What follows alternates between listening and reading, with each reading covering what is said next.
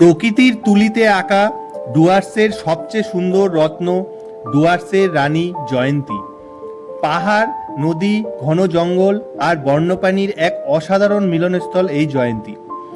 ঘর থেকে বেরোলেই চোখের সামনে পাহাড় আর নদীর মনোমুগ্ধকর দৃশ্য, যেন প্রকৃতির কোলে এক স্বর্গরাজ্য। যারা নিরিবিলি পরিবেশে প্রকৃতির সৌন্দর্য উপভোগ করতে ভালোবাসেন তাদের জন্য জয়ন্তী এক আদর্শ গন্তব্য। আজকের এই ভিডিওতে থাকবে কম খরচে জয়ন্তী কিভাবে যাবেন, কোথায় থাকবেন, কোন কোন হোমস্টে একদম জয়ন্তী নদীর পাশে, কি দেখবেন এবং পুরো ট্যুর প্ল্যান। তাই ভিডিওটি শেষ পর্যন্ত দেখুন, আশা করি জয়ন্তীর প্রেমে পড়ে যাবেন আপনিও। চলুন তাহলে দেরি না করে ভিডিওটি শুরু করা যাক। রজতনাগ স্পেশালস চ্যানেলের নতুন বন্ধুরা চ্যানেলটিকে সাবস্ক্রাইব করে বেল আইকন প্রেস করে রাখতে ভুলবেন না কিন্তু। জয়ন্তী কিভাবে যাবেন? কলকাতা থেকে ট্রেনে করে যেতে চাইলে নিউ আলিপুরদুয়ার স্টেশন অথবা আলিপুরদুয়ার জাংশন স্টেশনে যেতে হবে। কলকাতা থেকে অনেক ট্রেন রয়েছে, তার মধ্যে সবচেয়ে ভালো হবে কাঞ্চনকন্যা এক্সপ্রেস, কারণ এই ট্রেনটি এনজিপির পর পুরো ডুয়ার্সের জঙ্গলের ভেতর দিয়ে গিয়ে আলিপুরদুয়ার জাংশন স্টেশনে পৌঁছায়। একটা সুন্দর প্রাকৃতিক অনুভূতি পাবেন এই ট্রেনে গেলে। এছাড়াও আরও কিছু ট্রেন রয়েছে, চাইলে এই ট্রেনগুলো করেও যেতে পারেন। তাছাড়া ফ্লাইটে করে যেতে চাইলে বাগডোগরা এয়ারপোর্টে এসে প্রাইভেট কার করেও জয়ন্তী পৌঁছাতে পারেন। উত্তরবঙ্গ থেকে যেতে চাইলে মালদা, ডালখোলা, কিষানগঞ্জ এনজিপি থেকেও যেতে পারেন একই ট্রেনগুলো করে। আমি এনজিপি থেকে গিয়েছিলাম কাঞ্চনকন্যা এক্সপ্রেসে করে। কাঞ্চনকন্যা এক্সপ্রেসে গেলে অনেক সময় কাঞ্চনকন্যা এক্সপ্রেস রাজা ভাতখাওয়া স্টেশনে দাঁড়ায়। আপনারা চাইলে রাজা ভাতখাওয়া স্টেশনে নেমেও কিন্তু জয়ন্তী যেতে পারেন, তবে সেই ক্ষেত্রে আপনাদেরকে ছোট গাড়ি বা অটো ভাড়া করে যেতে হবে। এখান থেকে কোনো শেয়ারিং গাড়ি বা বাস পাবেন না। আমরা কাঞ্চনকন্যা এক্সপ্রেসে করে জঙ্গলের মাঝখান দিয়ে খুব সুন্দর প্রাকৃতিক সৌন্দর্য উপভোগ করতে করতে 1টা নাগাদ আলিপুরদুয়ার জাংশন স্টেশনে পৌঁছালাম। স্টেশন থেকে বাইরে বেরিয়ে আমরা দুপুরের লাঞ্চ করে নিলাম। লাঞ্চ করে আমরা এই স্টেশনের সামনেই অপেক্ষা করলাম। প্রতিদিন দুপুর 2টার সময় আলিপুরদুয়ার এনবিএসটিসির বাস স্ট্যান্ড থেকে জয়ন্তীর উদ্দেশ্যে বাস ছাড়ে। তো আপনারা চাইলে এখান থেকে টোটো করে বাস স্ট্যান্ডে গিয়েও বাস ধরতে পারেন, কিন্তু যেহেতু বাসটি এই আলিপুরদুয়ার জাংশন স্টেশনের সামনে দিয়ে যায়, তাই আমরা এখানেই অপেক্ষা করলাম।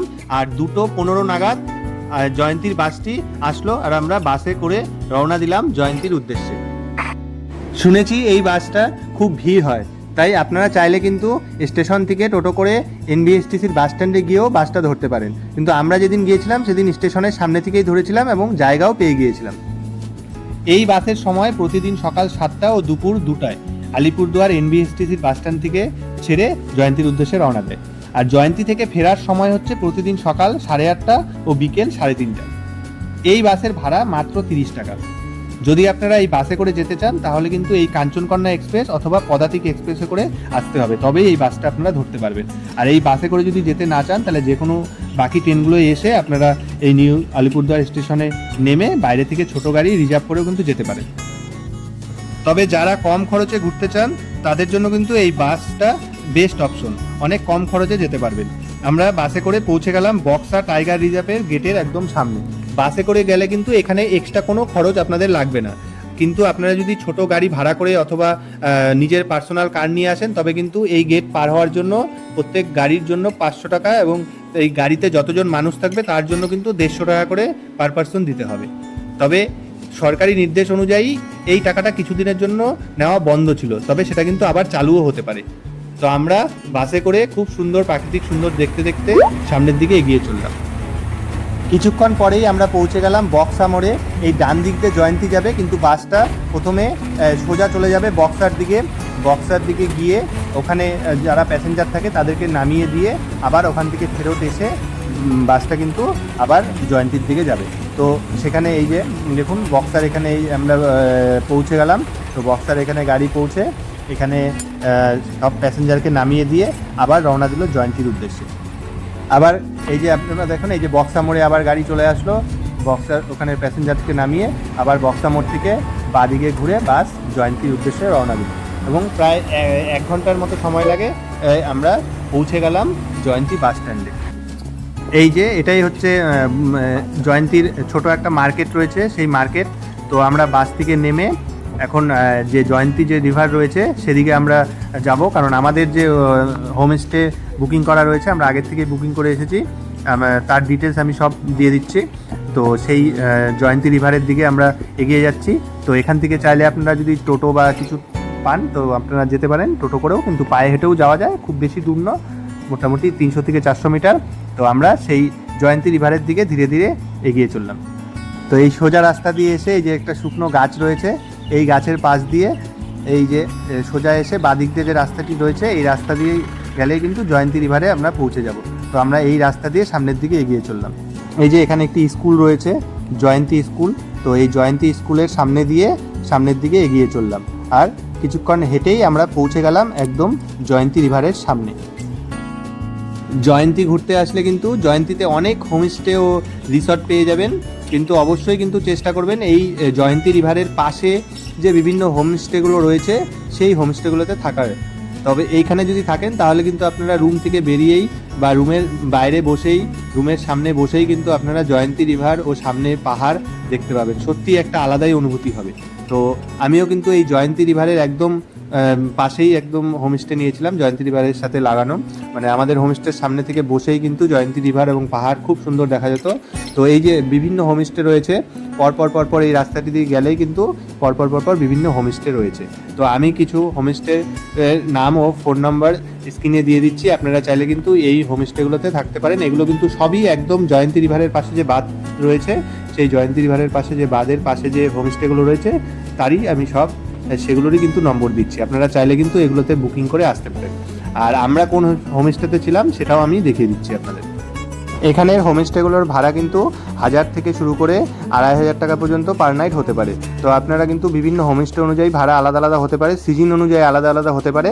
তো হোমস্টের নম্বরগুলোতে কিন্তু আপনারা ফোন করে বুকিং করে আসতে পারেন। জয়ন্তী রিভারের পাশে কোন হোমস্টেগুলো জয়ন্তী রিভার থেকে কত দূর ও রিভারের পাশের যত সব হোমস্টেগুলো আছে, হোমস্টেগুলোর নাম কি ও ফোন নম্বর সহকারে সমস্ত ডিটেলস দিয়ে একটি আলাদা ভিডিও রয়েছে শুধুমাত্র হোমস্টেগুলো নাম ও ফোন নম্বর দিয়ে, এবং নদী থেকে কতটা দূরে, জয়ন্তী রিভার থেকে কতটা দূরে হোমস্টেগুলো, সেগুলোর ডিটেলসে ভিডিওতে দেখানো রয়েছে। তো আপনারা জয়ন্তী আসলে কিন্তু সেই ভিডিওটা অবশ্যই দেখে নিতে পারবেন এবং পছন্দ মতো জয়ন্তী রিভারের কোন দিকে আপনি থাকতে চান সেই হিসাবে হোমস্টে বুক করতে পারবেন। তো ভিডিওর ডেসক্রিপশনে আমি লিঙ্ক দিয়ে দিচ্ছি, সেই ভিডিওটা কিন্তু অবশ্যই আপনারা জয়ন্তী গেলে তার আগে দেখে নেবেন, সত্যি হেল্প হবে। এই হচ্ছে জয়ন্তী নদী, পেছনে পাহাড়, আর তার অপোজিটেই ছিল আমাদের হোমস্টে। এই যে এটি হচ্ছে আমাদের হোমস্টে। আমাদের হোমস্টের নাম ছিল রাজ হোমস্টে, এর ওনার ছিল হচ্ছে লালনদা। আমি ভিডিওর ডেসক্রিপশনে লালনদার ফোন নাম্বার দিয়ে দেবো, আপনারা চাইলে কিন্তু বুকিং করতে পারেন। চলুন তাহলে আমাদের রুমটা কেমন ছিল আপনাদেরকে দেখিয়ে দিচ্ছি। ডবল বেডরুম ছিল, রুমটা বেশ ছিমছামি ছিল কিন্তু পরিষ্কার পরিচ্ছন্ন ছিল। উপরে ফ্যান ছিল, এদিকে আয়না রয়েছে। আর তারপরে বাথরুমটা কেমন ছিল দেখিয়ে দিচ্ছি। কোমোড ছিল, আর বাথরুমটা কিন্তু পরিষ্কার পরিচ্ছন্ন ছিল, বেশ ভালোই। তো আপনারা চাইলে কিন্তু এই হোমস্টেটা বুকিং করতে পারেন। রুমে ফ্রেশ হয়ে একটু রেস্ট নিয়ে আমরা চলে এলাম জয়ন্তী নদীর ধারে। হ্যালো গাইস, তোমরা বুঝতেই পারছো আমি কোথায় এসেছি। আমি এসেছি ডুয়ার্সের রানী জয়ন্তী, ডুয়ার্সের রানী যাকে বলা হয় জয়ন্তী, সেখানে ঘুরতে এসেছি। জয়ন্তী রিভারে আমি এখন রয়েছি, এখন জলও রয়েছে এখানে নদীতে। সত্যি খুবই ভালো লাগছে, দারুণ লাগছে, ঠান্ডা জল, পাহাড়ের জল, আর পেছনেই রয়েছে পাহাড়।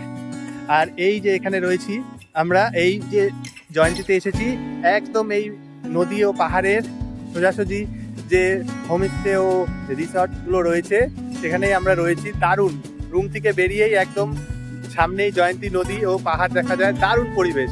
এখানে আসলে কিন্তু অবশ্যই তোমরা এই জয়ন্তী নদীর সামনে প্রায় 10 থেকে 15টা রিসর্ট রয়েছে, সেগুলোর মধ্যেই তোমরা থাকার চেষ্টা করবে।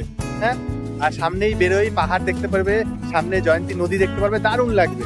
চলো তাহলে ভিডিওটি তোমরা দেখে নাও আমরা এখানে এসে কি কি করেছি। আর জানো এখানে আসলে বিভিন্ন সাফারি রয়েছে, সেই সাফারিগুলোও তোমরা করতে পারো। তো চলো তাহলে ভিডিওটি দেখে নাও তোমরা আমরা কি কি করেছি। চারিদিকে এত শান্ত, এত সুন্দর পরিবেশ যে মনে হচ্ছে যেন প্রকৃতির এক স্বর্গরাজ্যে এসে পৌঁছে গেছি।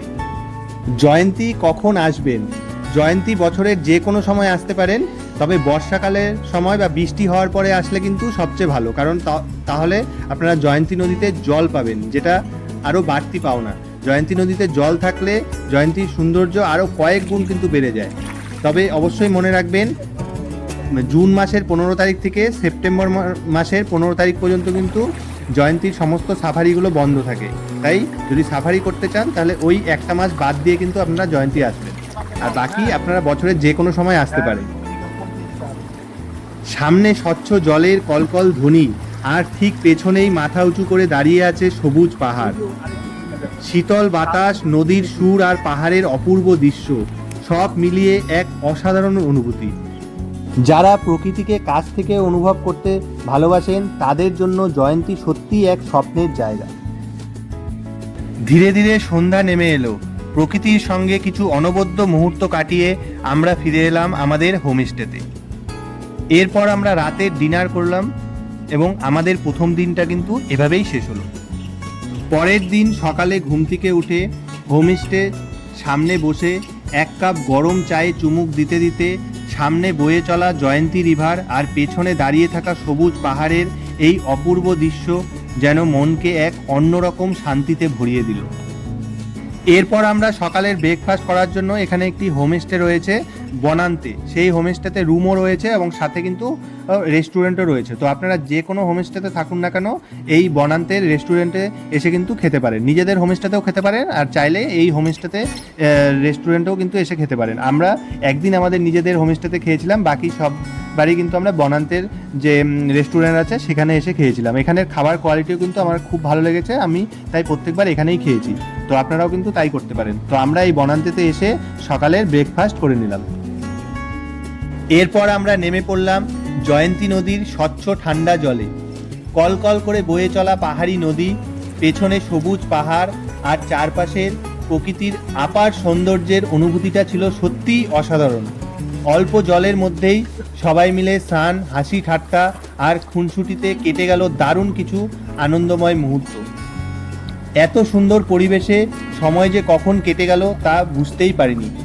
সত্যি জয়ন্তী নদীতে কাটানো এই মুহূর্তগুলো আমাদের ভ্রমণের সবচেয়ে আনন্দের স্মৃতিগুলোর মধ্যে একটি হয়ে থাকবে।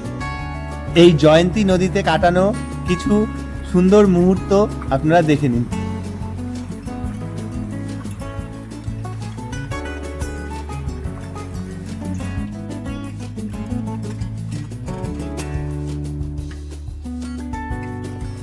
জয়ন্তী নদীতে দারুণ সময় কাটিয়ে স্নান সেরে আমরা ফিরে এলাম আমাদের হোমস্টেতে।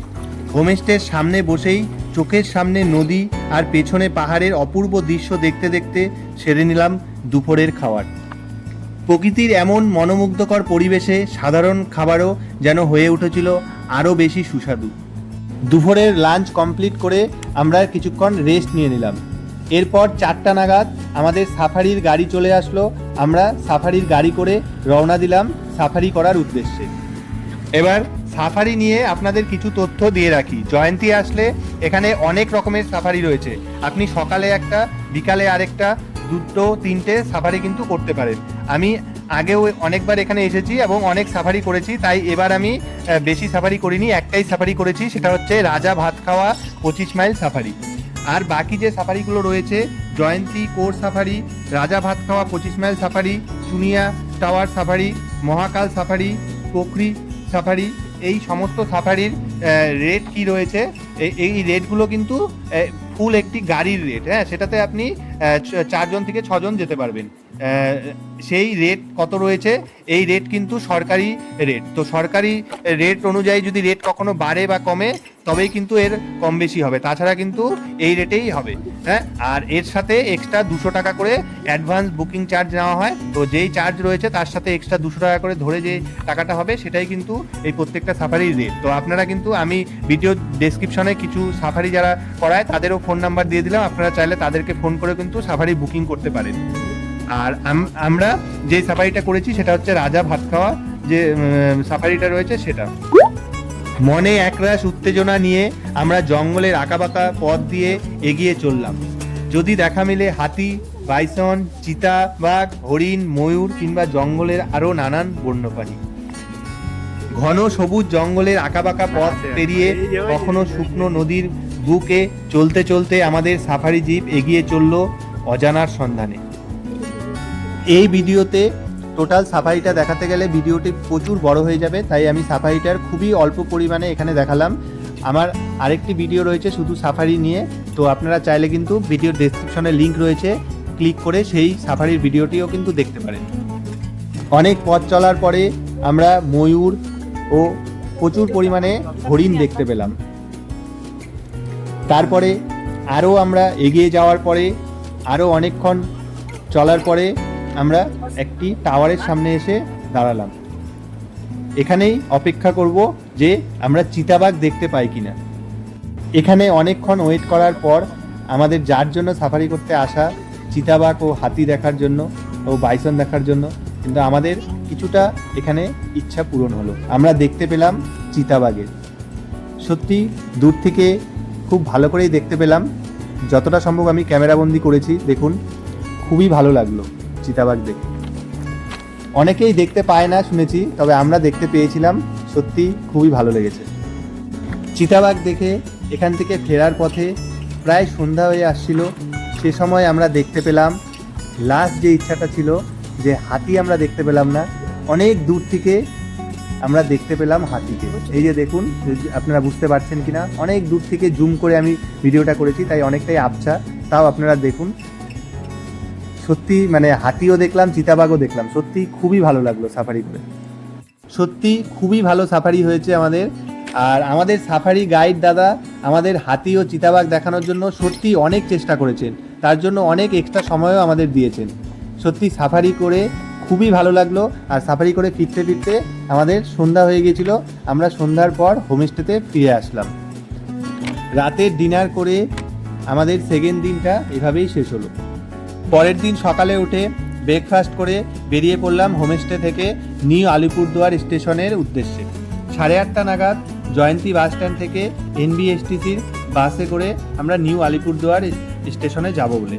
আপনারা যদি এই বাসে না যেতে চান, আরও দেরি করে যেতে চান, তাহলে হোমস্টেকে যদি আপনারা বলে রাখেন, তাহলে অটো বা কারের ব্যবস্থা করে দিবে। আপনারা অটো বা কার ভাড়া করেও কিন্তু স্টেশনে যেতে পারেন, বা অন্য যদি কোথাও যেতে চান সেখানে যেতে পারেন। তো আমরা এই বাসে করে পৌঁছে গেলাম নিউ আলিপুরদুয়ার স্টেশনে। যারা কলকাতা ফেরত যাবেন তারা কিন্তু এই ট্রেনগুলো করে বাড়ির উদ্দেশ্যে যেতে পারেন।